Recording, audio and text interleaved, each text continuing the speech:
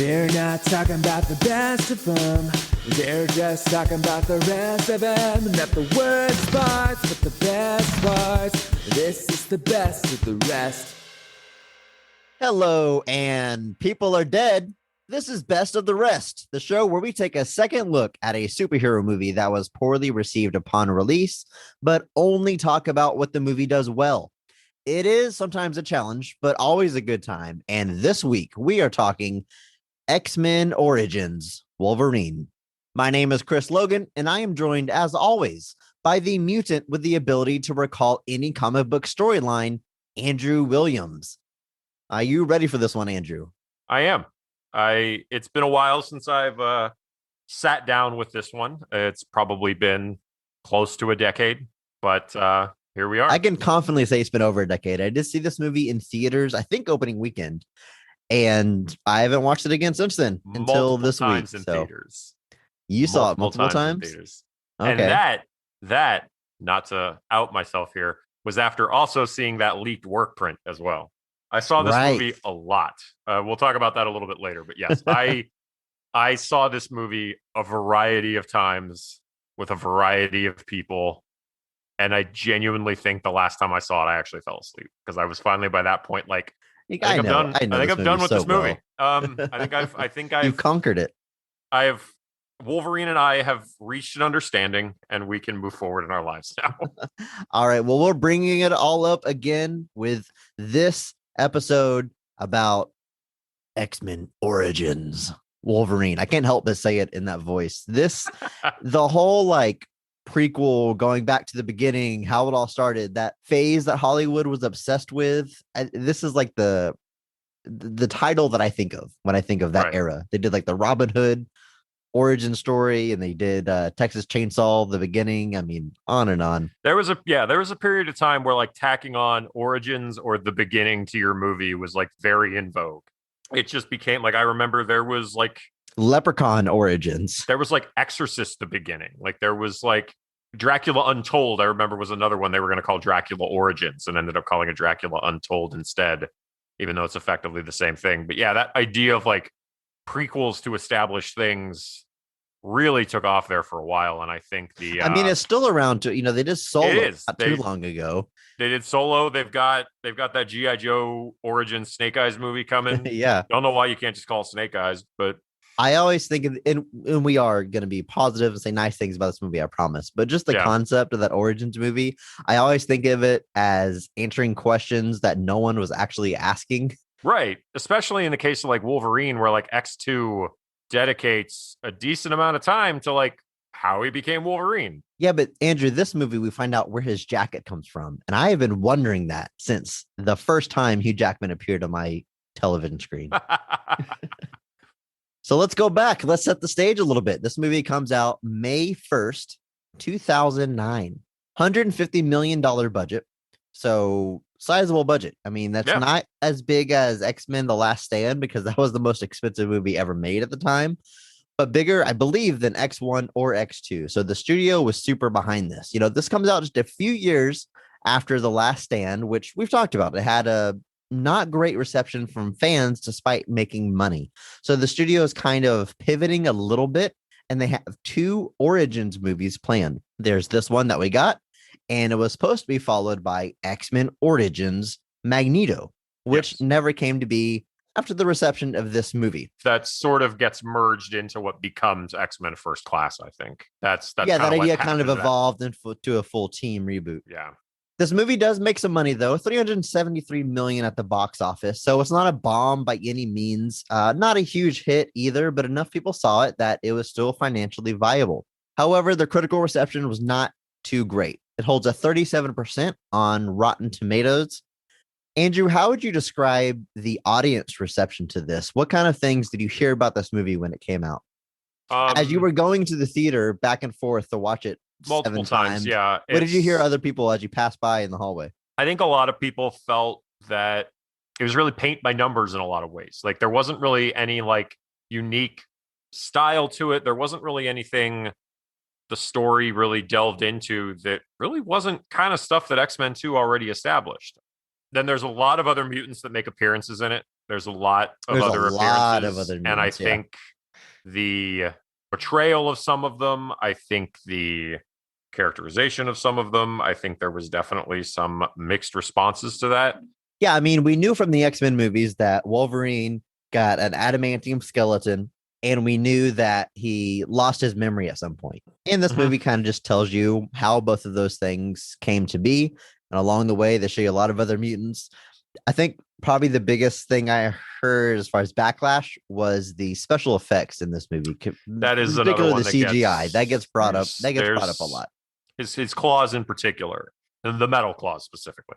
That's one that gets pointed out a lot. Is that and I'm not gonna lie, there are definitely some scenes where they look a little. It's a little obvious that they're not really there. But you mentioned a second ago that you saw the work print of this movie, right. And yeah, that was a big leak. I know a lot of people that saw that bootleg copy of this movie that had incomplete special effects. In particular, the final fight scene I think was really rough looking. The final fight was very rough looking. There was definitely some claw shots that weren't finished yet. One I remember is when he fights Sabretooth at like that logging place and he like tumbles off the log trailer back. Like that was literally just like a gray body, like needlessly like flipping around. And so what that makes me think, because objectively the claws, especially in the bathroom scene, look worse than they do in any of the X-Men movies that came before this, which is odd because you're moving in the wrong direction. You think you're get better at these things. But what that tells me, the fact that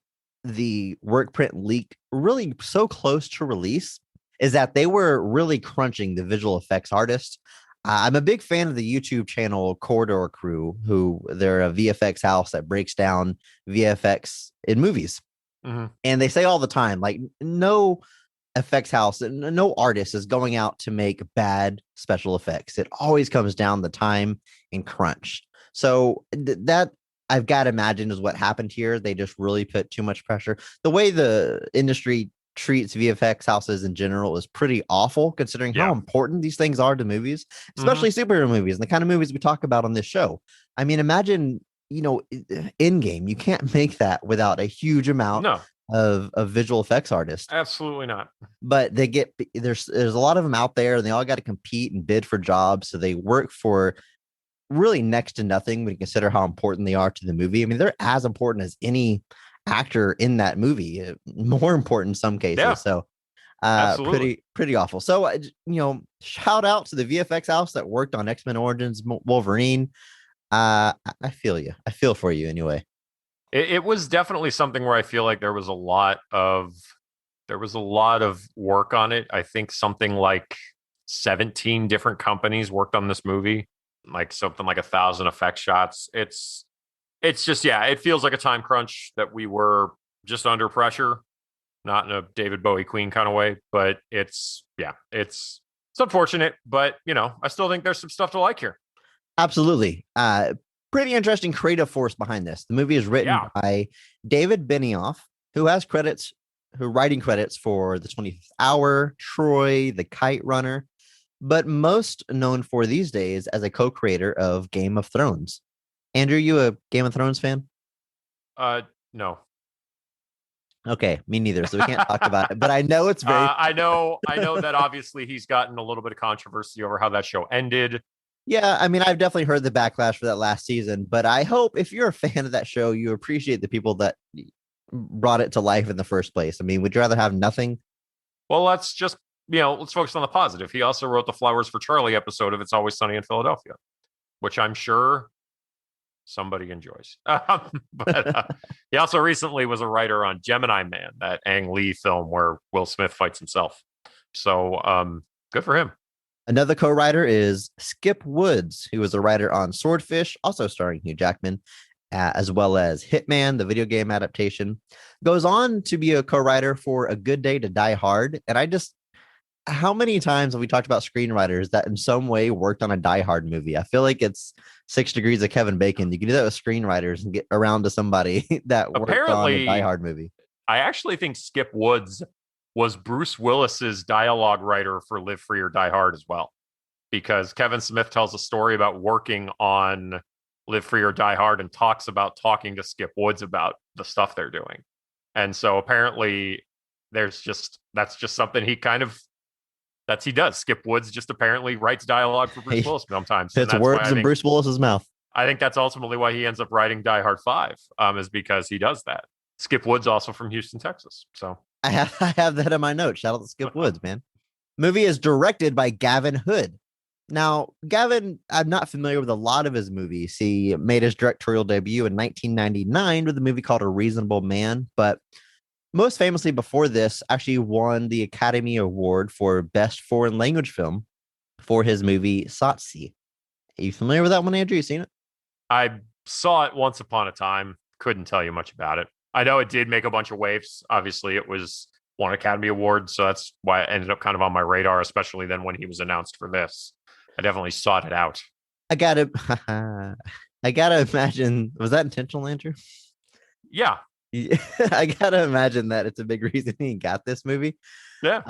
Goes on to do Ender's Game, which I haven't seen. I know doesn't have the best reception, but one thing I have heard about that movie is it looks great. The visuals are awesome. So good for you, Gavin. And then his recent works, Eye in the Sky and Official Secrets, both well received as well. So still out there. I mean, Official Secrets only came out in 2019, so he's still out there, still working, still making solid stuff. Apparently, seems like a good guy, a nice guy.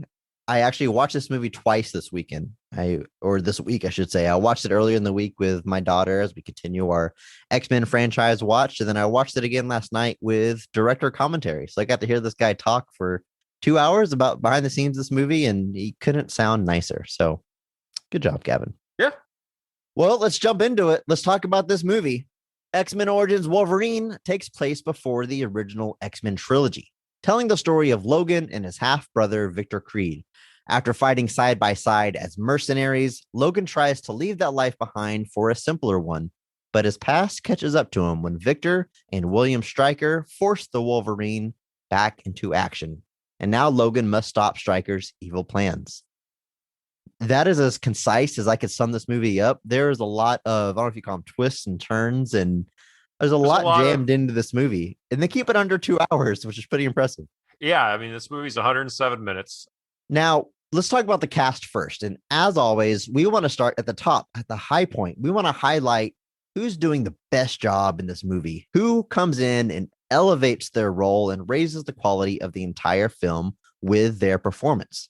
We like to highlight one person that does that and give them what we call the Mark Strong Award. If you've listened to the show before, you know all about it. And actually, I want to do a quick call to action here. If you have Twitter, I want to hear your Mark Strong Award winner for different movies that we're not going to cover, movies that maybe aren't even superhero movies. Andrew, the other day I watched the Brady Bunch movie and I texted you about it. Yeah. I said, Jennifer Elise Cox, who plays Jan, Mark Strong Award. Absolutely. Hard to agree, right? Hard agree. 100%. She's, I know we'll never have a chance to talk about those movies, but they're so great. They're fantastic. I don't know how I had never seen them before. My wife showed them to me. Watched that and the sequel. They're both great. If you've never seen them before, watch them. They're so bizarre. They're a meta strange take on old sitcoms before that was like 10 years before that was a thing. Yeah. Like I think the world wasn't ready for those movies. We still got 2 of them, so I'll count my blessings when I get them. But yeah, I can't help but watch a movie now and think of who my Mark Strong Award winner is. So we want to hear yours. Tweet at us. Use the hashtag Mark Strong Award. Let us know who you're giving that award to in various movies. So like Andrew, Die Hard. Who gets your Mark Strong Award for Die Hard? Alan Rickman takes the Mark Strong and Die Hard. Absolutely. No question. What was the one we watched recently? Oh, it was Running Man. It was Running Man where we both agreed that Richard Dawson was the Mark Strong. 100%. He makes that movie. Nails that. That's genuinely one of my favorite like movie castings that leads to a performance like ever. Like he's so he was so perfect to choose for that role, and then he's so good at it. Like he's absolutely 100% amazing in that movie. Yeah. So guys, if you ever wonder, like when we're on our podcast, if we're putting on a front or playing characters, no, we talk like this all the time. This is how we talk. Yeah. All right. But X-Men Origins Wolverine, yes. Andrew, who gets your Mark Strong Award? This may be considered slightly controversial, but I'm actually giving it to Liev Schreiber as Victor Creed. Wow. I did not see that coming. Tell me why he gets your Mark Strong Award. I think he's like, obviously Liev Schreiber is an incredible actor. He's very, very good. But I like the way he's playing Victor here. He's obviously not pulling off the look. I think that was the biggest criticism his casting got, was that he doesn't look anything like Tyler Mane.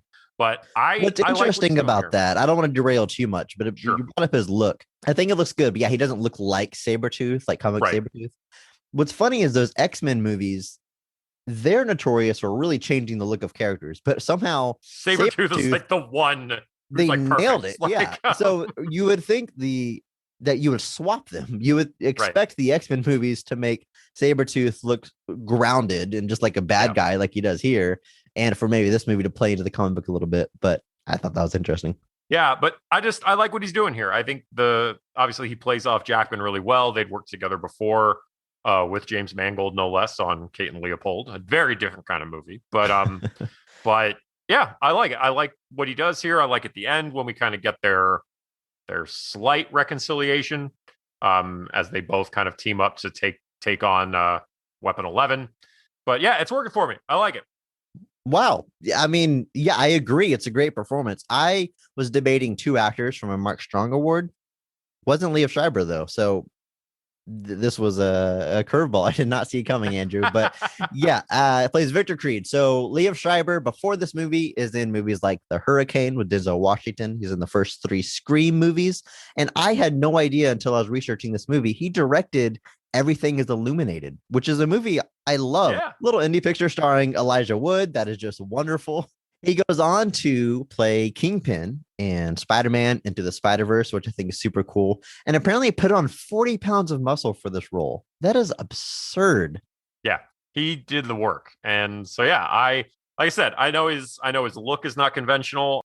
I know that obviously this movie brings up continuity questions about everything, but I like what he's doing here and it works for me. Hey, yeah, I like it as well. Wow. Okay. Well, my Mark Strong Award, I've got to give it to Hugh Jackman as Wolverine, which I don't think this is controversial at all. No. And if he's given this movie his all. We're not covering every single X-Men movie because some of them are very well received. And Logan is his crowning achievement, a beautiful send-off for the character and his best outing as the character. But what he's doing here is the best he's done so far. I think he is more, I don't want to say dedicated. I think he's always been dedicated, but I think he just really clicks with the Wolverine character. X-Men 1, he does a good job from the beginning, but no one watched X-Men 1 and thought, man, I can't imagine anyone else ever playing this character. That happened over time as he played the character again and again and came back to it. And I think everything clicks here. I think he's obviously super passionate about the character. I don't know. As far as I don't think he grew up on comics or anything, but I think he recognizes that this was his big break. I mean, nobody would know who he was if it wasn't for Wolverine. And almost I think that's a debt of gratitude to the role. And creatively, we talked about on X-Men: The Last Stand, his contract stipulated that he could choose the director for that movie. He's got a lot of creative control in these movies, and even here had a hand in casting and finding a director. He obviously loves this character, and he gets to do a lot. Wolverine is a very haunted character, but also has to be fun and have quips. It asks a lot of him, and he just embodies the character. I can't say a single bad thing. I mean, this movie has its problems, I'll say that, but none of them are related to Hugh Jackman as Wolverine. So whatever you think of this movie, at the very least, you're getting an awesome performance from Hugh Jackman. So got to give him the Mark Strong Award for that, because he is certainly elevating this movie. It would not be the same movie without him or someone else in the role. It could have been a total disaster. So Hugh Jackman, you get my Mark Strong Award. Who, if I may ask, who was the runner-up? We'll get to it. Let's go through the cast. We'll get to it. Who do you think it is? If you guess it, I'll talk about it. It's not Ryan Reynolds, is it? It's Ryan Reynolds. Absolutely. Okay. How could it not be? Okay, I wasn't sure because he's only in the movie for like 5 minutes. Well, that's why I had to go with Hugh Jackman. So yeah, I wasn't sure if we're counting screen time or not. But yeah. All right. So well, now we got to talk about Ryan Reynolds. Yeah, I can't say he elevates the entire movie because he's in it so little. But I will say this: when I saw this in theaters, when I walked out, that's who I was thinking of. That line I quoted in the beginning. Okay, people are dead. That was the funniest thing in the movie to me. Oh yeah. Talk about embodying the character, making the most of it, and embodying the character in such little screen time. Just it really, obviously the ending of this movie gets a lot of criticisms for what they choose to ultimately do with Wade. But I mean, look, we'll get to that. But Ryan Reynolds' performance. But yeah, he does in the scene where he is Wade. He is in. He's set. He's great. He nails it completely. Yeah, I don't know if everybody realizes this, but this is the movie that really propelled Deadpool's status. Even though this is such a loose adaptation of the character, but like the value of Deadpool's like first appearance skyrocketed after this movie. And not because of the movie Deadpool. Like this movie kicks off the hype that leads to us ultimately getting Deadpool. And yeah, this is a very loose adaptation to say the least. But before this movie, there wasn't super diehard Deadpool fans out there. He's one of the biggest comic book characters now, but before this, a little bit more obscure. He wasn't breaking the fourth wall like from his first appearance. That all developed over time. The funny thing about Deadpool is that the Deadpool that is introduced in New Mutants 98 is nothing like the ultimate Deadpool that we get. He's just a mercenary. In New Mutants 98, he is very clearly Deathstroke. That's all Deadpool is supposed to be. It's later with like Louise Simonson, a lot of those writers, and then like Gail Simone and a bunch of others taking their turns that turn him into kind of that self-aware, wisecracking, kind of violent comedy. And that comes over time through the 90s, but it's not where he starts. So, but no, Deadpool definitely takes off after this. And I think it was seeing it, like getting a taste of it and being like, oh, it's right there, but like, we're not getting the whole thing. I mean, you get introduced to this whole team of characters, but like, you're like, okay, Wade Wilson, I want more of this guy. And I think he gets the least out of all of them, but he steals the show. Because everybody else gets like a second scene at least. He's really the only one that doesn't. He does, but he doesn't. He does. So the scene on the elevator, the line where he says, "Oh, I'm trapped on an elevator with a bunch of macho men full of protein diets or whatever." Yeah, Ryan Reynolds improvised that line. So like from the beginning, he's like really embodying, and it's got to be easy I don't say easy, but it's got to come naturally to him. As we know, Ryan Reynolds is very good at being a smartass, which is perfect for Wade Wilson. I love, so his big action scene, he's twirling his katanas, deflecting bullets.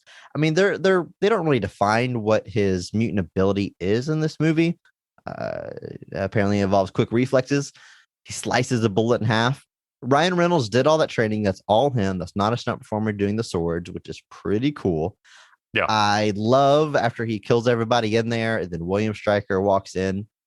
Stryker walks by, just kind of in the background. After Stryker walks by, you see Wade Wilson is like saluting, and then he just flops his hand down very sarcastically as a joke. Just perfect, just really embodying. Oh yeah. The end of the movie, we see the character come back as Weapon 11. And 98% of what you're seeing is not Ryan Reynolds due to scheduling conflicts. And it is actually the stunt performer, Scott Adkins. And also shout out to Scott Adkins, because there's apparently no wire work in what the man is doing, flipping through the air and kicks and everything. Oh, yeah. All him, which is phenomenal. So anytime there's a close up where like you can see their eyes and the face, it's Ryan Reynolds that they shot later. Everything else is Scott Adkins, the stunt performer. If you want to see Scott Adkins unleashed, I'd recommend watching Ip Man 4. He plays the main antagonist in that. Oh, awesome. I had no idea that was him. Yeah. So yeah, because who knows what his real face is? Sure. But no, he's a guy that very much is. Well, I don't want to like lower it by saying that he's like a direct to video action type guy, but that's kind of what he is. So there's a lot of movies where he's just out there like just beating people up, but the dude looks pretty good while he does it. So, but no, Ip Man 4 is definitely. I'm gonna send you somewhere. I'm gonna send you to Ip Man 4. All right. So how about Danny Huston as William Stryker? So he is obviously replacing Brian Cox as William Stryker, who I read actually wanted to be in this movie. He's like, yeah, digitally de-age me. I can do it. But I think it was the right move to recast him. I don't disagree with the move to recast him. Danny Huston, obviously the brother of Angelica Huston. Yeah. You say obviously, I didn't realize that until I was known for her role as Morticia Addams in the 90s Addams Family films. But Mark Strong Award? That's a tough one. In the first one, yes, not the second one. Joanne Cusack gets it in the second one, questionably. But no, Danny Huston. he's fine here. Like, I don't really think he's not given like something super meaty to dig into. The stuff with Stryker's son is mostly kind of glossed over. You get like a little cameo. Yeah, so they cover his son in X-Men 2. So I feel like his appearance here is more like a wink and a nod to that, because we know what's going to happen with that storyline. So we're again presenting Stryker as a straight military man here. This is the same as the approach in X2.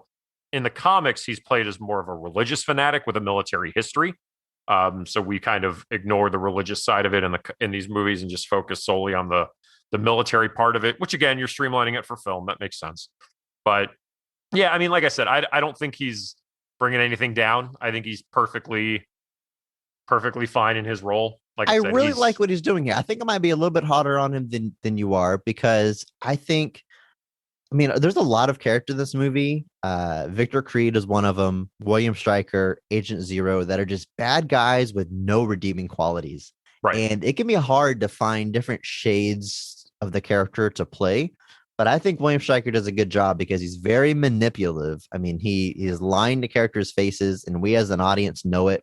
And eventually it catches up with him. But his whole life is about abusing and misusing mutants. He assembles the team of mercenaries of mutants. He assembles Team X to do his dirty work, essentially, and plans on screwing over each and every one of them. And of course, we know the character goes on in X2 to essentially try to kill every mutant. So dude's got some issues, but I think it plays those layers well. I think he's very smarmy and scheming. Oh, yeah. And I think he plays that very well. Shows up later in the DC side in Wonder Woman. Yeah. I also remember him in that last Gerard Butler, not Die Hard movie, Angel Has Fallen. He plays the bad guy in that too. But yeah, he's a guy that, it kind of like Mark Strong before Green Lantern was just kind of like your prototypical bald bad guy. That's kind of what Danny Huston does. He's kind of and then Mark Strong was in Green Lantern and became the greatest actor of all time. Yeah. The greatest actor of our generation. But yeah, so and I think you're right. I'm probably being a little hard on him. But yeah, I did like Brian Cox as William Stryker, but I think Huston is doing the best with what he's got. Yeah. He doesn't have that chin. I mean, Brian Cox has an insane chin that sticks out like a Quagmire chin. What I want now is William Stryker origins, where we find out how he loses a foot in height. That movie needs to be made. Yes. Lynn Collins plays Kayla Silverfox. Now, talk about departures from the comics. This one is a bit of a departure from the character. A little bit. But hey, we're talking about Silverfox here. This isn't like an A-list X-Men character. I'm not saying that's, I don't know, if you're a diehard Silverfox fan out there, I apologize for being so casual about that. But these aren't the things that I get super upset about. Populating these movies with various bit characters and reworking them a little bit. What's your thoughts on that, Andrew? Doesn't bother me too much. I think the controversy over her casting was about Silverfox being Native American.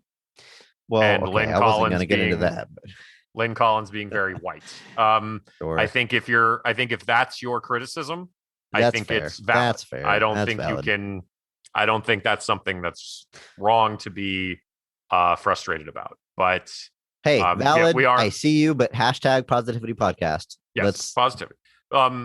They are definitely streamlining things for this film. They're definitely playing this a lot.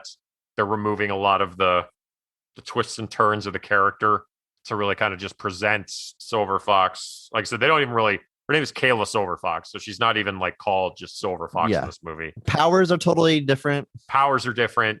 The look is different. She's really just a foil for Wolverine, or like a love interest for Wolverine that ultimately kind of plays into the bigger plot. You really could have used a lot of anybody for this, so I think using Silverfox was an interesting choice. But, Sabretooth killing her, only to be revealed later that she's not dead, is something from the comics, from what I understand. So they at least kept that in place at the very least. But you're right. It could have basically been any character. As far as the performance, Lynn Collins, I can't say I know her from too much. She is in John Carter later with Taylor Kitsch. Yes. And she has a recurring role in True Blood, which I've never watched, but I know is a popular show. they're asking a lot of her because, like, in the beginning of the movie, she is simply his love interest, and at the end, there's a lot of twist revealed to show that she is a mutant who may or may not have been manipulating him, may or may not be in love with him. Like, there's a lot of shades to the character, and she has very little screen time to convey everything. So a lot asked of her. I think she does the best with what she gets. Yeah, like I said, I think at the end of the day, you're looking at a pretty packed script or pretty packed cast already. So not a whole lot of effort given. And she kind of gets a late stage pseudo redemption when it turns out we find out she's only working with Stryker because Stryker has her sister, who may or may not be Emma Frost. Yeah, the movie doesn't even know. No. So, yeah, not a lot to really go off of here, though. The role was actually turned down by Michelle Monaghan, who I know most from the Mission Impossible series as Ethan Hunt's ex-wife now. Spoilers for the Mission Impossible series. Yeah.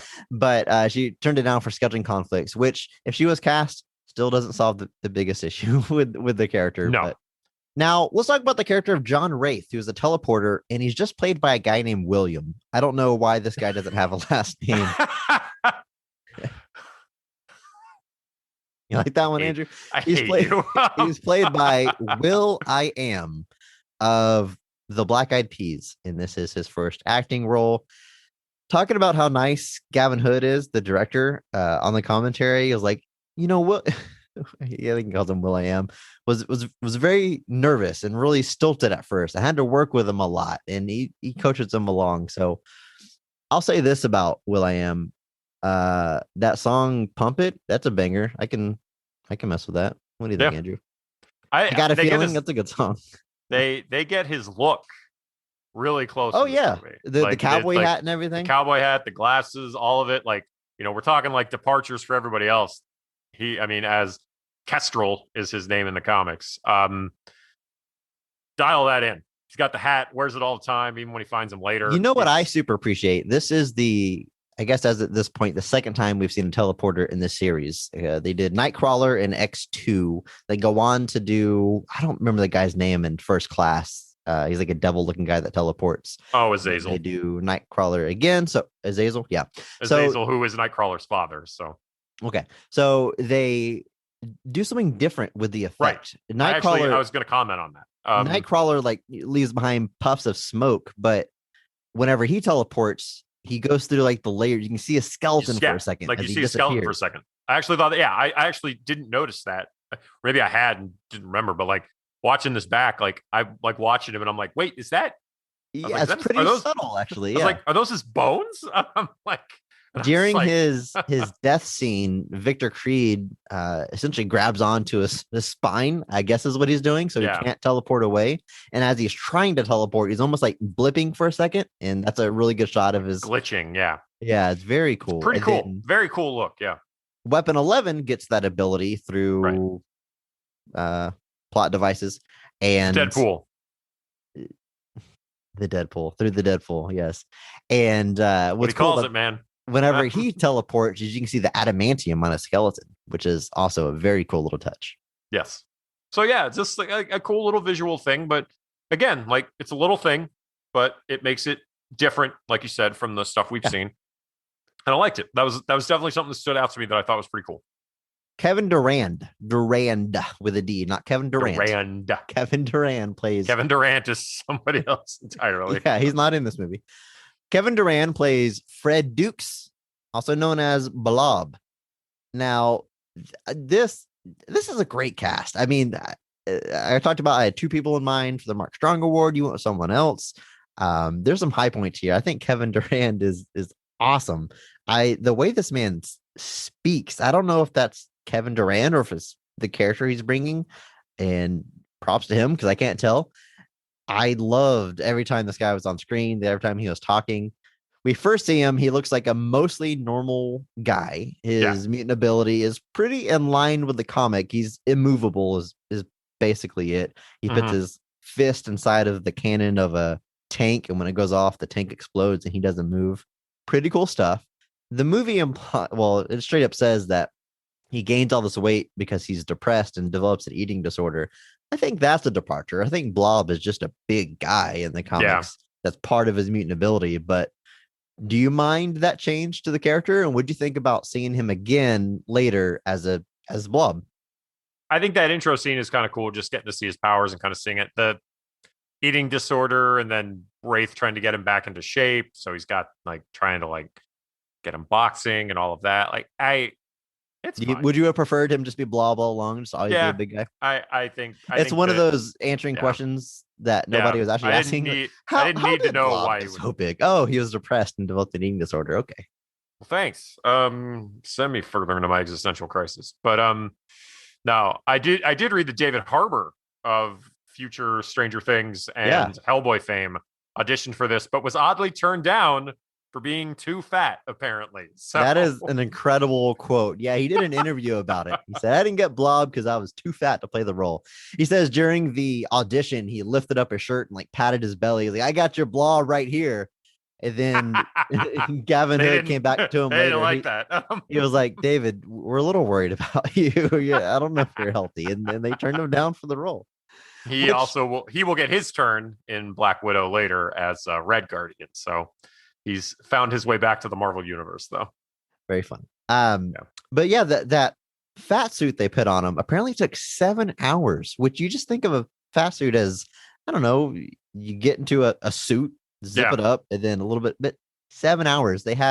They pumped in ice water over his body while he was in the suit to keep him cool. So he went through a lot of work for that. Essentially one scene in the boxing ring as that's giant Blob. And he gets called Blob by like accident. Like he thinks Wolverine calls him Blob, but he's calling him Bub. And he just hears Andrew, haven't you ever wondered where the name Blob came from? He misheard Wolverine saying Bub. Blob origins. Tremendous. Just dynamite. I looked up everything this man was in because like I said, I love what he's doing here. He was in 3:10 to Yuma, which I have seen, and I did realize that was him. He goes on to play Barry Burton in Resident Evil Retribution. Now, I have not seen these Resident Evil movies. I know I've seen the first one, but I love the games, and the movies are very different, so I kind of stayed away from them. But Barry Burton is a fan favorite from the video games, and I've got to go watch Retribution now just to see Kevin Durand playing Barry Burton. Kevin Durand also takes over, doesn't really take over, but he plays Jason Woodrue in the Swamp Thing series that they had for a while. So he, from John Glover to Kevin Durand. Hey, fun fact. That's the one that was on DC Universe. Yeah, or C. I forget where it aired exactly, but yeah. Have you watched it? I've heard it's really good. It is. It's very good. I gotta check it out. Swamp Thing is a character I like a lot. I have a lot of I do love too. for Swamp Thing. I have an unhealthy amount of Swamp Thing on my bookshelf. So or very healthy, because a lot of Swamp Thing is just a lot of plants. So Dominic Monaghan plays Chris Bradley, who is the character Bolt. I don't believe they ever call him Bolt, but he clearly has electric type powers in this movie. He's part of Team X and the first one to get hunted down by Victor Creed later in the movie, which is my favorite scene of his in here. He's in his trailer. He's got all the light bulbs hanging and he's lighting them up. And I really love this one line. Victor Creed comes in and he knows he's there to kill him. He says, I always thought it'd be Wade knocking on my door. And I don't know, that just says so much about like the lore and these characters and the relationship with one another. That there's this deeper history that we don't necessarily know about. Yeah, I really like that line, that delivery. And then the way they do the death is very cool because Victor Creed slashes down at his throat about to kill him. And then the camera pulls out to the carnival that he's working at and all the power goes out at the carnival. So it's like he retired to run this carnival and he was powering it all himself, which is just a very cool visual, very cool idea. Yeah. So he's not in the movie too much, but they jam a lot of character in there and I like it. I agree. Dominic, best known probably for Lord of the Rings. He's one of the hobbits. Forgive me. I'm not super familiar with Lord of the Rings. He's Merry the Hobbit. Okay. And he's Merry, also like Merry Christmas. He's also in Lost. Yeah, that was the big one. Which I also have not watched. I feel like somebody listening to this episode is like, man, this guy doesn't watch anything. You don't watch anything. Yeah, I think he gets a few little meaty scenes here, and I think he does some good stuff with them. He's obviously a great actor. So Taylor Kitsch plays Remy LeBeau, also known as Gambit. And Andrew, I might be too close to this one. I love Gambit. I've got multiple statues of the character in my house. I've got his first appearance signed by Chris Claremont on my wall. Like I love this character, so I can't help but notice every small thing that has changed from the character. So, I mean, hashtag positivity podcast. I'm going to try to look at the positives. I'm glad I've got to see Gambit on the big screen because it is apparently a very hard thing to do. Just ask Channing Tatum. It's hard to get Gambit onto the big screen, but he does a good job. I mean, I can talk about all the things that I wish was more quote unquote comic accurate. I wish the accent was thicker or whatever. But dude, we get Gambit. He throws some cards. He's got his staff, which would have been easy to ignore, but is a big part of the character. He's got a trench coat. I change it from brown to black. I can live with that. That's fine. But what do you think about this performance? An oddly important role in the movie. Yeah, he ends up being kind of the bridge that tells Wolverine where Stryker's kind of hideout is. He's the guy that knows where it is because he's supposedly the only one that's ever escaped from it. So he ends up being the one that takes Wolverine there and has like I said, it's a minor but important part. Obviously they established that he's in New Orleans, I guess. Like they show a Bourbon Street sign, but then they fly to 3 Mile Island. What are you confused about, Andrew? You're watching the movie wrong. I guess. You're doing geography. It's a sorry, my where in the world is Carmen Sandiego is showing through. But yeah, I think he's fine. I won't necessarily say he's blowing me away. Obviously Taylor Kitsch, known for Friday Night Lights, John Carter. I love this guy's filmography. I think I made this joke on the podcast before that I almost feel bad for him. I don't. I'm sure he's happy and doing fine. He makes lots of money, but a few highlights from his filmography: Snakes on a Plane, X-Men Origins Wolverine, John Carter, and Battleship. All movies that are either known for not making a lot of money or a poor critical reception. Mm-hmm. All on his resume. But what I will say, his performance isn't the reason any of those have problems, though. No, I would recommend people potentially check him out as David Koresh in Waco. I think he's actually pretty good in that. Okay. About the Waco standoff, if anyone is familiar. Now this was another point that got criticized. People thought it was bringing him in for kind of no purpose. And it's one of those things that like in hindsight, you kind of be like, yeah, we got him at least. Because there are a lot of mutants that never saw the light of day. Sure. Selfishly, I was like, well, now they established that he's in, I think this movie takes place in the 70s.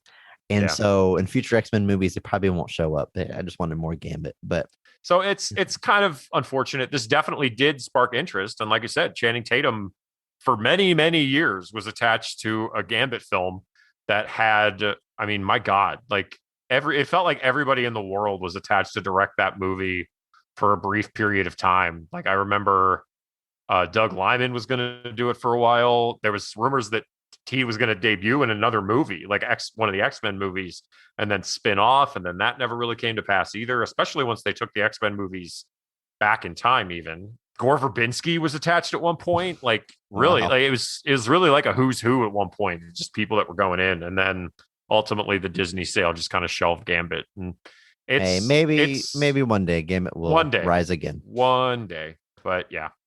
What do you think about Daniel Henney as Agent Zero? Another performance that I personally really liked. Yeah, I mean, he kind of plays Stryker's right-hand man at a certain point. His muscle. He's got a couple of quips with Hugh Jackman Logan. That I think work pretty well. And then he gets he's notably part of the big face-off Wolverine has after he escapes after getting his adamantium. And I think he's doing a good job. Yeah, him and Logan going back and forth, antagonizing each other. Whenever Stryker shows back up in Logan's life and tries to recruit him again, Agent Zero is there, and they have a fun back and forth. Logan says he hasn't had to kill anybody in a while. And Agent Zero asks if he's starting to miss it. He says, right about now I am, implying that he wants to kill Agent Zero. Yeah. Which he gets a chance to do later. He does. And Daniel Henney also voices Tadashi in Big Hero 6, the older brother of the main character, which I think is very cool. Fun fact. Who dies? Spoiler, sorry. Just can't be in a Marvel movie unless he dies, apparently. Well, Andrew, let's jump into the plot of this movie. There's one other casting I want to point out. Okay, who's that? There are two. Some guy named Patrick Stewart shows up. Is that what you want to say? No. I did forget Cyclops was in this movie. We'll talk more about that in a bit. I completely forgot that happened. But there is this older couple that Wolverine meets after he escapes from away from the facility where he gets the adamantium, apparently. And they're played by Max Cullen and Julia Blake, and they're credited, I believe, as Travis Hudson and Heather Hudson. And there's a line in Wiki that implies that they are supposed to be heavily adapted versions of James Hudson and Heather Hudson from the comics. Now, and who are these characters? They are notably known as Guardian and Vindicator from Alpha Flight. And I am one of the dozen Alpha Flight fans on the planet. Okay. And quick, what is Alpha Flight for anybody that Alpha Flight, for just shorthand, is they're the Canadian Avengers. The Guardian is essentially, that's what they should have been called. That's so much cooler. I mean, they already had the Great Lakes Avengers, so I guess they just didn't want to go too hard on too many Avengers teams. But Guardian is basically Canadian Captain America. His suit is just a giant Canadian flag, basically. Vindicator's suit is very similar, but I just find it odd that that line is even there, because there's nothing about either of these characters that would even remotely suggest to you that they're supposed to be Guardian and Vindicator. The introduction that we get of Alpha Flight in the comics is them actually finding Wolverine and trying to bring him back to Canada. And that's how we were introduced to who this team is. John Byrne created them back in the 80s and then did a big... Alpha Flight had a comic for 10 years. That actually shocks me, that there was a time where Alpha Flight could have a comic that long. But it's just, I saw that line and I was like, you got, what? Who actually... I genuinely wonder if they were this will be a fun Easter egg, but it's how would you even know? Yeah. How would you even have any idea that for anybody that digs into our wiki, they're gonna because I don't even think you get their names at any point. Where does this information come from? This happens a lot from in Wiki, to be fair. But this happens a lot in the Star Wars universe. They're that one character you saw in the background of one scene. They have a name, they have a backstory. You can read about it online. How does anybody know this stuff? I don't even know, man. Just in the ether. Some people are in deep, and I respect it, because I ain't in that deep. But yeah, I just saw that and I was like, so one, I have an excuse to talk about Alpha Flight briefly, but two, how? How are you even determining this? I just don't get it. But yeah, I, as an unabashed Alpha Flight fan, this may be all I ever get. So, well, now's your because time, actually, Andrew. That's a question I would have, is even before this, would Alpha Flight have consisted as being part of the X-Men franchise or part of the Marvel franchise? Because I wouldn't know, because Alpha Flight are introduced in the X-Men, but they're not all mutants. So who knows? Bit of a Quicksilver situation, I guess, huh? I would assume something like that. Well, let me somebody ask Feige about Alpha Flight. And let me just jot down timestamp. Cut Andrew's Alpha Flight rant. Okay. I knew it. I knew it would end up on the cutting floor. But no, yeah, obviously a lot of other peppered things. Obviously we have Patrick Stewart doing a brief reprisal of Xavier pre-wheelchair, apparently. That's Patrick. I thought that was James McAvoy, and they aged him up. They got Patrick Stewart and aged him down. Yes. I can't tell. Can't tell. So it's much very, alike. It's very, yes. They cast McAvoy for this movie 2 years before his movie came out. But let's jump into this movie. Yeah. Let's jump into these scenes, Andrew, specifically the best scenes. What I want to know from you first is, when is this movie firing on all cylinders? Andrew, what is the best scene in the movie? I would actually like you to lead, because I think mine's the same as yours. Okay. You think we're on the same wavelength here, unlike our Mark Strong Award. My favorite scene, and it almost sounds like I'm insulting the movie, but I'm not. My favorite scene is the opening credits, the opening montage. It is fantastic. It is like Watchmen level of some of my favorite opening credits of all time. And a lot happened here. Essentially, what's happening during the opening credits, during the opening montage, is Logan and Victor fighting in various wars over time. You see him in the Civil War. You see him in both World Wars. You eventually see him in the Vietnam War. And it covers so much ground, not just in time, but in character development and their relationship with each other.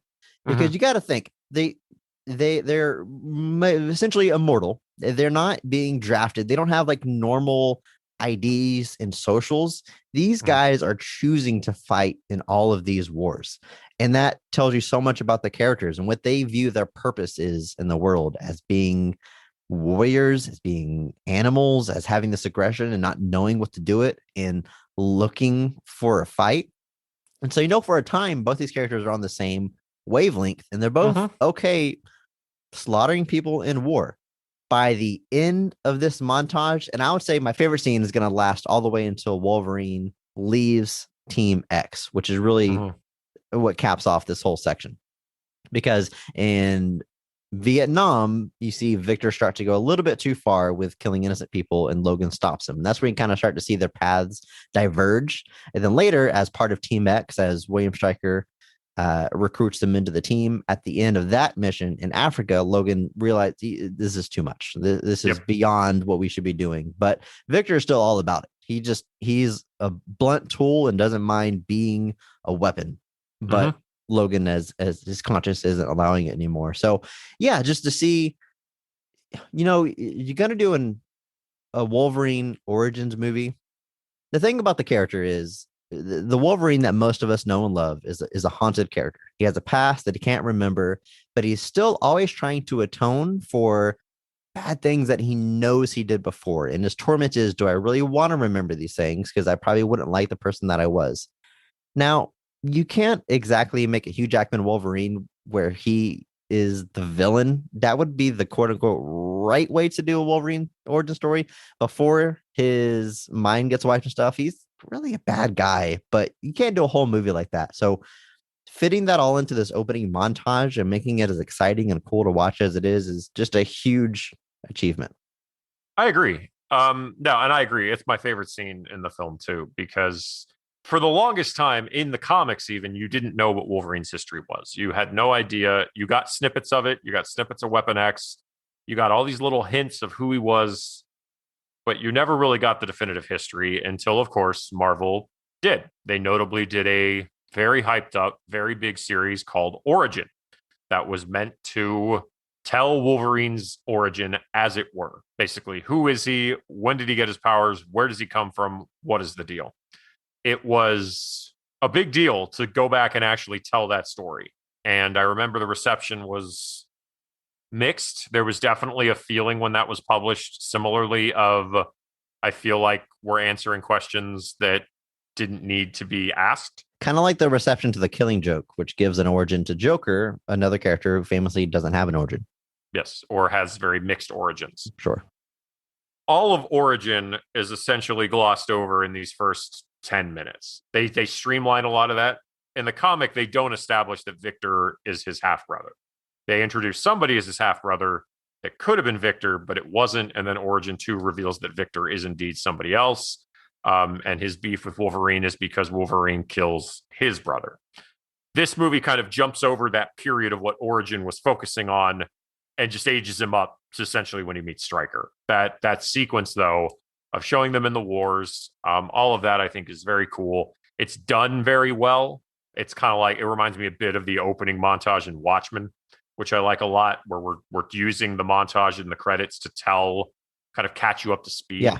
And that's another sequence I think is really well done. And this is cool. It's just a very visually interesting scene that shows that these guys have essentially been together for over 100 years by the time they end up parting ways, which kind of gives you an understanding of why Victor takes it so personally.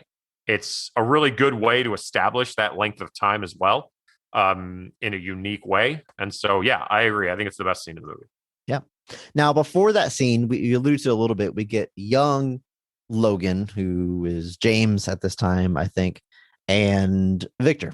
And I won't get to the whole details of it. I just want to say that the person cast as his dad, or I guess it ends up not being his dad. It's a little complicated, but it looks just like Hugh Jackman. So good casting, but maybe not good casting when I'm thinking about it, because it's not his biological dad, but I appreciated that casting.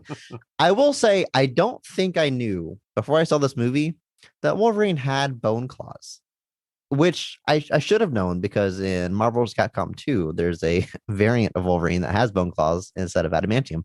Yep. But I remember seeing that opening where his claws are coming out of his hands for the first time, and I was like, "Wait a minute, what are you guys doing to the character?" But that is, I don't know, canon, I guess. So he's gotten the adamantium ripped off his skeleton a couple of times, and he always gets better because comics. And so they established he has bone claws. And then Origin also reaffirmed that, which makes sense. If you just had the metal in your arm, how would they retract and stuff? It makes sense they're attached to claws. I just like how the look of the claws changes completely between the bone claws versus the metal claws. The metal claws are blades basically, whereas the bone claws are more like pointed. I mean, they shaped them to look cool. You gotta make them look cool, but it's just always funny to me that just putting the adamantium on the bone claws. I'm watching the movie wrong, I realize it. But they don't just coat the bones in adamantium, they add blades to it. But you know what drives me nuts about these blades, though, and this isn't just this movie or X-Men movie, it's just Wolverine in general. The top of his claws is the sharp part, but he's always slashing through things by swiping down with the broad side of his claws, and it cuts right through it. And I don't know. I'm reading the comic book wrong. There's that edge geometry does not work. I can accept that he has a healing factor and he's immortal and he's can't be killed. I can accept all that. I get it. I can accept, but look, cutting with the dull side of a knife. Get out. Unacceptable. So that is my favorite scene. At the end, it's in Africa whenever Logan leaves the team, and they are looking for adamantium. He makes a comment that that thing in Africa, we found it.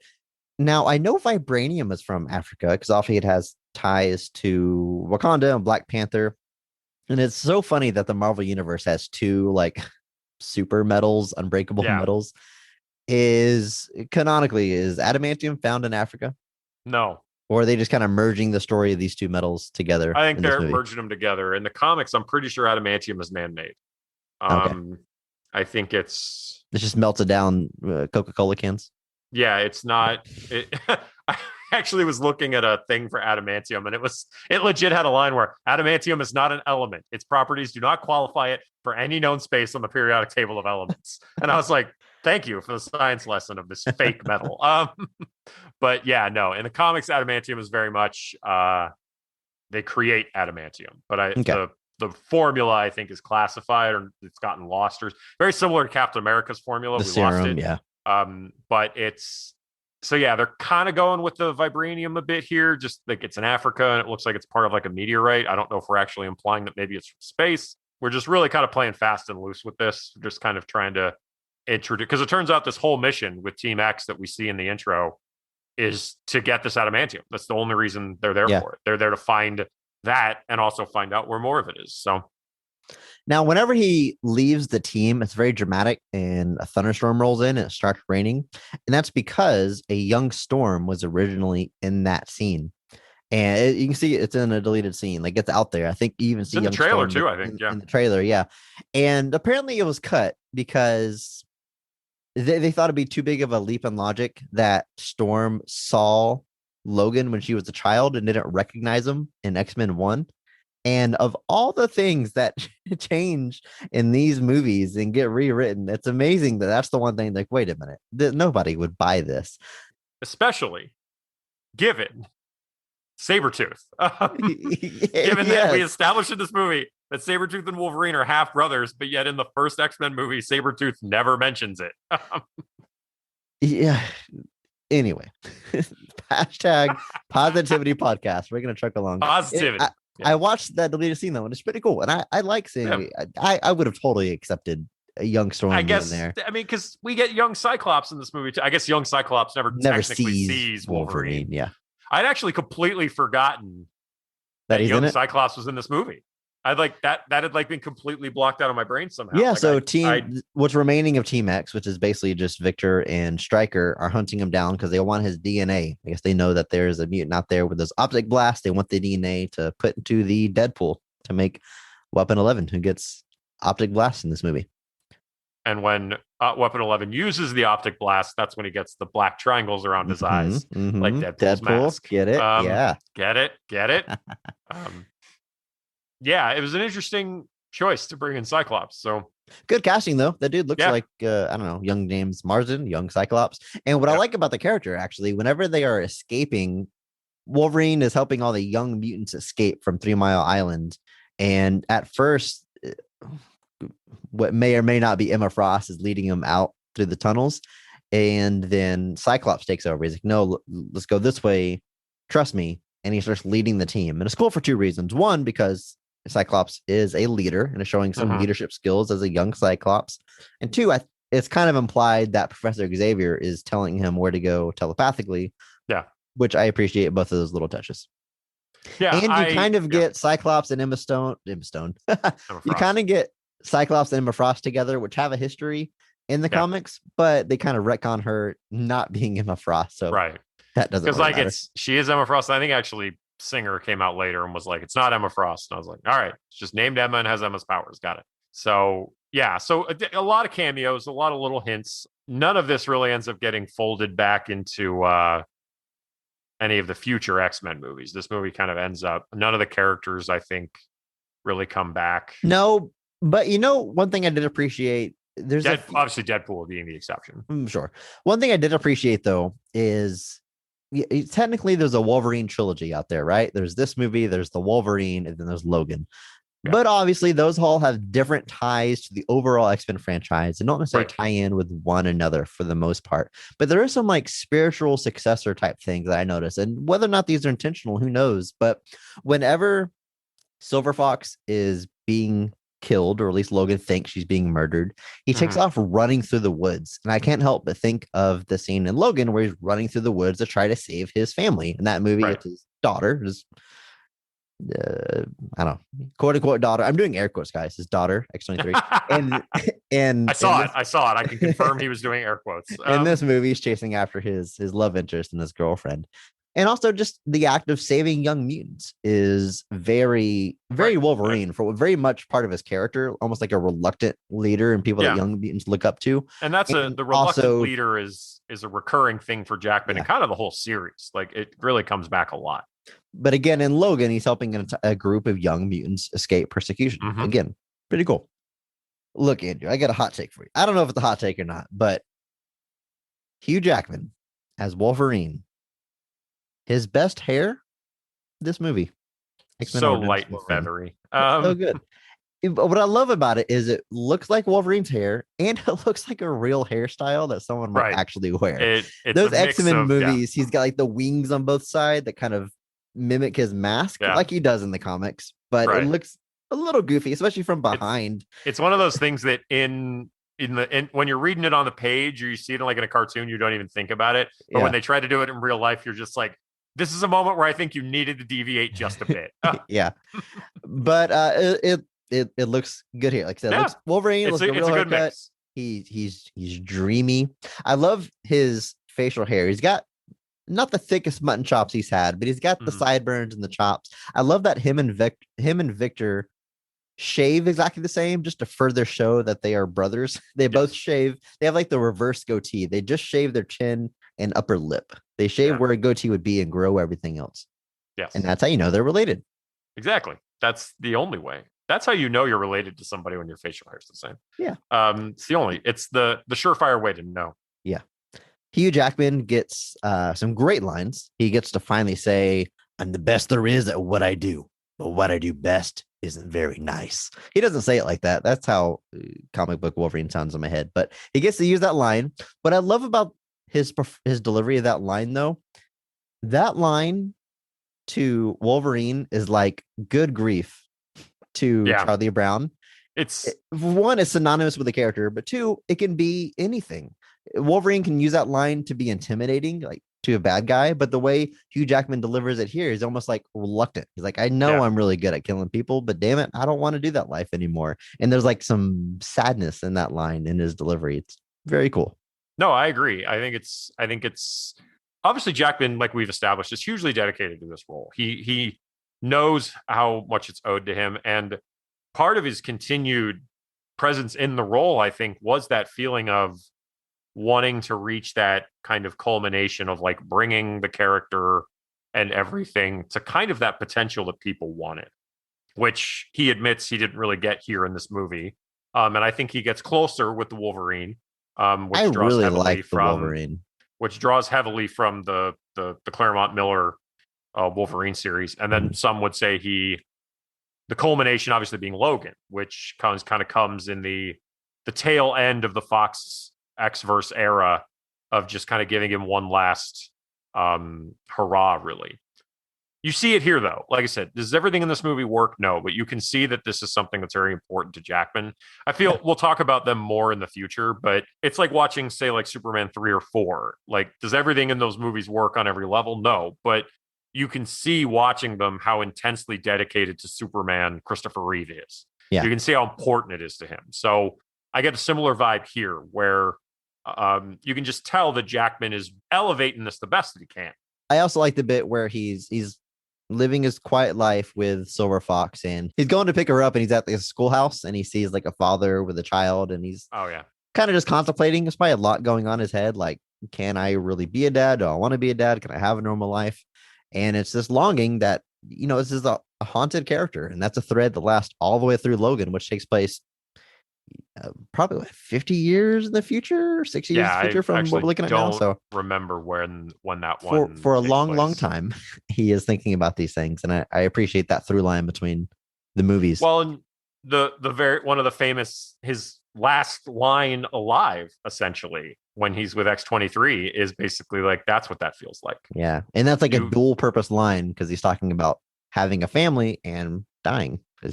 But like you think about that moment contrasted with that final moment, that's another connective thread in a lot of ways. Dude, can we just talk about Logan the rest of the episode? I love that movie. Logan is so good. And I'm glad, like, I'm one of those people who gets very wary when they're like, we're making a comic book movie that's rated R. And I get very like it's not. You need to, but that justifies it in the best ways. With Logan, I think the R rating it's used well. An accent. It's not the driving force, because the problem is that people are like, it's like, I wish we had an R-rated Batman movie. It's like, okay, well, what about Batman needs to be R-rated? It's like I'm fucking Batman. They want the R rating to like be the plot almost, and like I hate that. Like the notion that if you make it rated R, it's going to in turn be good. And I'm like, I don't know if you know this, man. There's a lot of really bad R-rated movies out there. Like, being rated R doesn't help, but you're using Wolverine it in a way. Violence is such a huge part of this character. Right. And it's something it is good at and is drawn to, but doesn't want to be. So him going berserk, to use a Wolverine term, you want to at least see that once on the big screen. I remember there was rumors that the Wolverine was going to be rated R before they eventually went PG-13. And I was like, look, just once, I want to see blood on his claws. Like, that's very important to get that image. And I'm glad they finally did it with Logan. And the comics notoriously play fast and loose, kind of playing him down to be less violent at times and more violent at other times. But he really did get to do all facets of it. He got to be the X-Men. He got to be in the big classic storyline that was fairly well received. He got to do his kind of final send-off. And he got to do X-Men Origins Wolverine, which what we're talking about today. Now, I got to reuse one of my notes from Ghost Rider. Whenever he is getting the adamantium and then he breaks out of the tank, I just wrote down, Jesus Christ, he is ripped. The dude's got muscles that you don't even know exist. Apparently there was belief that was digitally altered, and he like had to come out and be like, no, that's all me. Oh, that's yeah. all me. He gets, you look it, man. And the Wolverine is when he's the most, he's just insane in that. And that's whenever on social media, do you remember that post he did where he's doing like a deadlift? And he says, if the bar's not bending, you're just pretending. And he's lifting like, I don't know, 800 pounds or whatever. But the man is... He gets more, I think he gets like thicker in the Wolverine. Like he's a little bit more like dense. Yeah. But like with this one, he just like muscles on top of muscles. Like the dude is just like, I'm just like, my mom really likes this movie in part. Of course she does. You see him undressed a lot. You see his booty. Like, you see a lot of Hugh Jackman's skin in this movie. The rest of this episode will now be about Hugh Jackman's body. Yeah, exactly. But no, we watch these movies and we see these ripped dudes that obviously went through this vigorous training. Andrew, I swear, 6 or 7 more of these, I'm going to start working out and I'm going to work on myself. And I'm going to. I told myself that and after about the 14th in shape person I see, I'm gonna do it. We're Like you see, there. even like guys like Chris Pratt or like Kumail Nanjiani, like these guys are just getting like shredded. I realize for those photo shoots, they're like working out, they're dehydrating, they're like getting themselves like really. But I'm just like, man, if That's they like can do it. That's like when people say you like Arnold Schwarzenegger. Yeah, but he did steroids. Like, bro, you know the amount of work that you've got. Steroids are not. You know the amount of work this dude's putting into the gym to The one thing that's be the funny to me about size of a freaking steroids, mountain. I'm not endorsing use in any way, but people seem to forget that like if I just injected steroids and changed nothing else, I'm not getting ripped. Like I don't. No, I don't. it not just how it raises works. your ceiling. Anyway, we're not. Right. Yeah, we don't need to go any deeper, but yeah. But no, Jackman, like he's putting in the work, like hardcore. I remember when it was a picture, I think for either this or the Wolverine, but it was just like I looked at it and I was like, bro, do you even lift? Yeah, you lift a lot. Clearly, by your 27 abs, I can see. You have like a 16 pack there. Jesus. You talked about the old couple. I love that scene of the movie. If my best scene wasn't going to be the opening montage, it'd probably be this one. Just the movie kind of takes a break, calms down, right? Chills out a little bit. He escapes the facility, and I said, Jesus Christ, he's ripped. And you said there's like a shot of him completely naked jumping down that waterfall where I didn't pause it or anything. I think they're blurring something out or something. It's very strange how they're able to do that in a PG-13 movie. And then you see the old couple driving down the road up to their barn, up to their farmhouse, and he just runs across the road naked. And that shot, we're in the back of the truck looking through the front windshield to see him run across. And I appreciated there was a bumper sticker on the back windshield that said, not all those who wander are lost. Just a fun little visual to have while he's and it's wandering. Obviously they build a lot into this scene. You sense that like they make the comment a couple of times that Logan apparently reminds this couple of their son. Yeah. So much so that he can wear his clothes, which is where he gets his jacket. Jacket origins. And the motorcycle too, apparently. And then obviously after they take him in and they show him some empathy, some hospitality, they get killed by Agent Zero. They get brutally murdered. But while they're alive, they're very much Aunt May, Uncle Ben kind of relationship. They're very, very elderly people, very funny, very caring. He accidentally breaks their sink in half, and he's like, "Oh, just set it over there." I do like the bit when the old man goes to find him in the barn, and he's got the gun, and he like throws him the blanket, and he's like, "Cover yourself up. I don't need the missus to have a heart attack." Yeah. Because Jesus Christ, you're ripped. Her heart can't take it. No, can't take it. I like their back and forth though, because Wolverine's all kind of having a pity party. He's like, my choice was taken away from me. And the old man's like, oh, bullshit. Suck it up. We all got our stuff to deal with.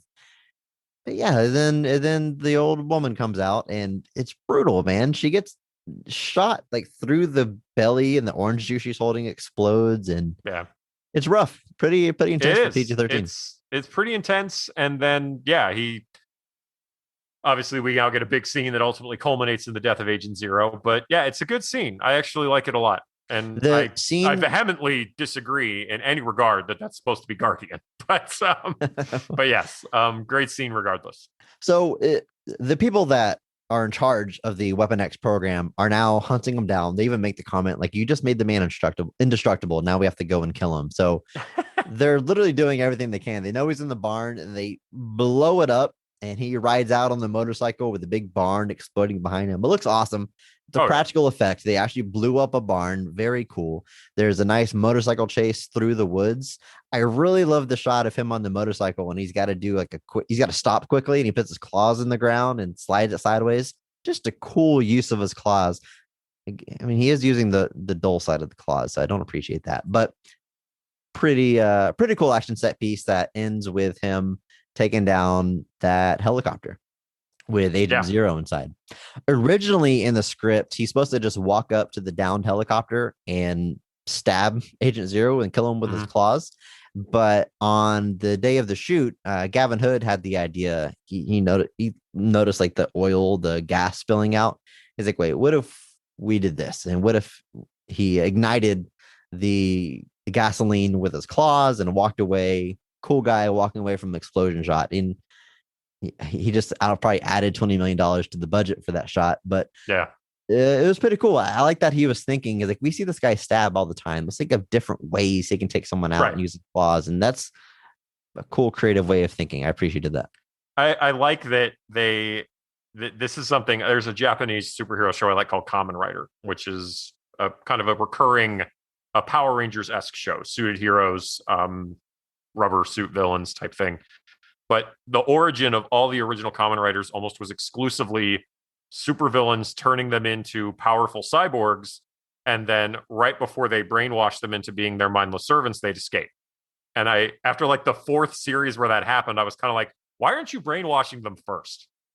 Like, why are you turning them into indestructible beings and then they escape? You're watching the show wrong, Andrew. I realized that, but that's the same vibe I got here, where it's like, oh, we turned him into a super indestructible guy, then we're going to erase his memory. It's like, I feel like you got the order a little bit wrong there, guys. That's like I watched Looper, and like you become a time traveling assassin, and the last thing you do is kill yourself. Why isn't that the first thing you do? Why isn't that your initiation? You would have solved so many problems. Yeah. This Rian Johnson guy, I don't know if he knows how to write a movie. I don't know, man. I wouldn't take his writing class, that's for sure. No, I'd take it like 6 times. In that fight with Gambit in New Orleans, there is one very cartoonish thing that I genuinely like. It's when Gambit's trying to run up the fire escape, and Wolverine is at the bottom clawing it, and the fire escape is falling, and he's just clawing it to bits as it falls down. Like, not something that really makes any sense in the real world, but definitely something you'd see in a comic book or cartoon, just tearing it apart with the claws. The idea that these claws are literally indestructible is sold pretty well by this movie.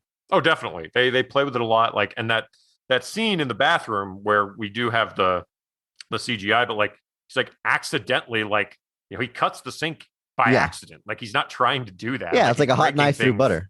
Yeah, I think that sells that he's not used to this, and he's not like, it's not something that he's like adapting to. Yeah. And even like when he sits on the motorcycle and it like sinks down, and the guy's just like, hell, what's wrong with you? And he's like, I've gained a little bit of weight recently. He's like, you're not kidding. So again, little touches, because like the adamantium does make him weigh like 400 pounds. So like, it's cool little things. Obviously, again, little things that show we're thinking about it. We're trying to explore it a little bit. We're trying to add some little details. That I like the movie addressing that no one really knows how to kill these characters, or if they can. I mean, Victor even says as much. It's like, do you even know how to kill me? And he says, I'm going to cut your goddamn head off. See if that works. Which is a line I remember from the trailer, but obviously they edited it a little bit, one of those words. But it's fun stuff, man. There's a line where Sabretooth is with Bradley at the fair when he's about to kill him, and he looks up at him and he's like, I'm not afraid of you, Victor. I'm not afraid to die. And Victor's like, how do you know? And just again, like a cool little intense thing where Victor's like, never actually almost died before, so how do you actually know you're not afraid of it? He's definitely he's like a cat playing with a mouse, like toying. Right, he knows. He kills him. And like you said, you get the sense that he knows what's happening. He knows why Victor's there. But stuff like that, I think, is why I like Schreiber's performance so much. He gets a couple of lines like that where just really, I was like, all right, I'm buying it. And despite the differences in look, there is some classic Sabretooth stuff. He's definitely more animalistic than Logan and how he runs and pounces and stuff. He says, nobody kills you but me, which is classic Sabretooth taunting Wolverine. That alone, I think, might have been what sold it for me. Is like, Wolverine is fighting Weapon 11. And for lack of a better way to put this, he's getting his ass kicked. Like, he's getting stomped heavily. And then it's right as it looks like the end is about to come, Sabretooth grabs his hand and he says that. He's like, nobody kills you but me, which is classic Sabretooth. So stuff like that really worked for me. Now, that final fight with Weapon 11, yes, it's a departure from Deadpool. Let's put that aside. When I saw this movie in theaters, I was all in for this final fight. Really? Again, I wasn't super... I mean, I knew that wasn't Deadpool, but I also wasn't like a diehard Deadpool fan. I was just a character I was kind of familiar with. I think it's pretty cool. I mean, seeing one character use all those different powers, it seems like a no-brainer for an X-Men villain, which I thought was cool. I did not see the work print where the special effects weren't done. I just saw the final version, so it all looked very good. Whenever he uses his optic blast and Wolverine stops it with his claws, and the claws get superheated and they're orange, and then he ends up cutting his head off, which Gavin says, the director, Gavin Hood, said in the commentary that the reason they did that is because they wanted it to be believable that adamantium, because Weapon 11 has the adamantium skeleton. It's like, well, how can Wolverine cut his head off? It's like, well, you got to superheat the claws first, and now it can cut through. And I don't know, I would have bought him being able to cut his head off anyway, but hey, that extra touch, you get to see superheated claws. That's cool. I'll appreciate the extra bit there. That's an interesting thing, because again, it shows they're actually like, it means that Gavin stopped at one point and was like, well, how can adamantium cut adamantium? Like, he actually stopped it at he thought about it. It was so, putting in the work. Absolutely. There's also, at the end of this movie, Wolverine's mind gets wiped by an adamantium bullet to the brain. But there is a deleted scene with him and Hugh Jackman, we're going back and forth on, is in the original script, Wolverine willingly lets him wipe his brain because of what happened with Silver Fox, and he doesn't want to remember it anymore. He willingly has his mind wiped, and they went back and forth and like, well, would Wolverine actually trust William Stryker at this point? Why would he do that? And they had like long talks about it. They shot it both ways and went with the direction that they went with. So yeah, what is so important to remember about these movies, regardless of what you think of the final product, is a lot of effort, a lot of thought went into them. It's so hard to make a movie, period. It's impossible to make a great movie. Like anytime you see a movie and it's awesome, a miracle has happened. So there's plenty of thought being put into this movie. There's plenty of stuff I genuinely liked. We haven't really talked about like our overall thoughts on the movie. We'll get to that. But if you wanted to do like a deep dive on the X-Men movies, the X-Men franchises, like I wouldn't recommend skipping this movie. I wouldn't say like it's so awful you shouldn't even ever watch it again. There's a lot of cool stuff here. Mutants that we wouldn't have got to see otherwise. A lot of cool Wolverine stuff, a lot of great lines. There's plenty to like here. There's a lot. Obviously, you can always come back to Jackman as Wolverine, but there is a lot of cool stuff here. If it doesn't all work for you, I'm not going to say it should, but there's a lot of cool mutants here. You're getting a lot of glimpses of people we hadn't seen and won't see again. Yeah. Or at least not in this version. And I think I think there's plenty to enjoy here.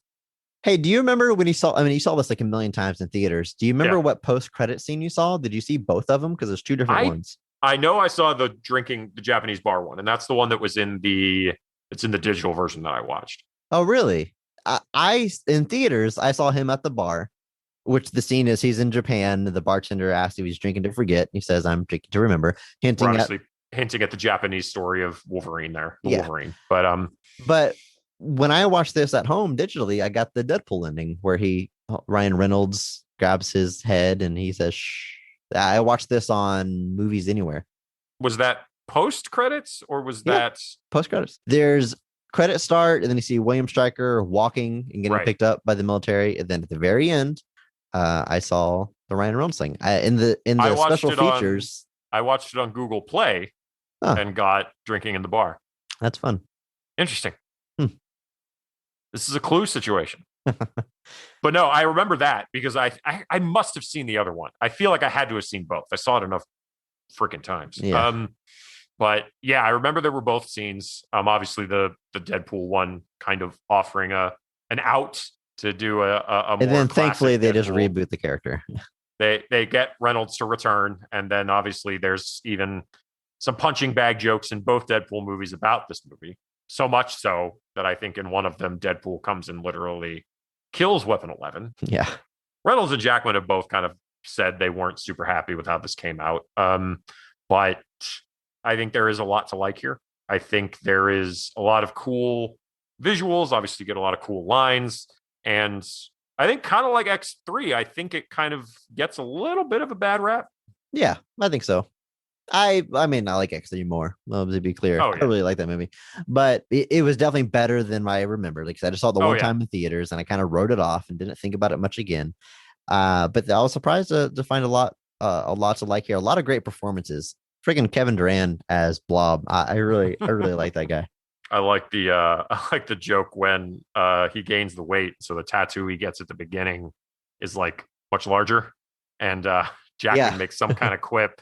And Duran's like, oh, Logan. He's like, oh, Logan, you're so funny. You were always so funny. Oh. Well, look, Andrew, I think that's going to do it for us this week. Guys, remember, send us your emails, bestoftherestpod@gmail.com. If there is a superhero movie that was poorly received, but you like it, we want to know about it. Tell us what you liked. Who is working in the movie? What's your favorite scene? And whenever we cover that movie, we will read your email on the air. Hit us up on Twitter. Let us know your Mark Strong Award winners for any movie you want. Who is elevating that movie? Hashtag Mark Strong Award. And remember, maybe not every movie is great, but all movies have greatness. Thank you to Mark Benavides for singing our theme song. Follow at Not That Mark Anthony on Instagram. Follow us on Twitter at BOTRcast. Rate, review, and subscribe to our show. If you enjoy it, please share it with a friend. It helps us so much. We'll see you next time. Thank you.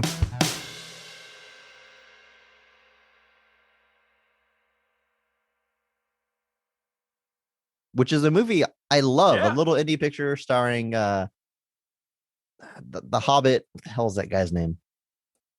Elijah Wood. Yeah, little indie picture starring Elijah Wood. That is just wonderful. I'm old, dude. It's tough. I ain't gonna judge you. I'm glad I've got to see Gambit on the big screen because it is apparently a very hard thing to do. Just ask the hell's his name? The guy from Step Up. 21 Jump Street. What's his name? Jupiter Ascending. God. I can name his movies. He looks like my little brother. Holy shit. Channing Tatum. Channing Tatum. Channing Tatum. Holy hell.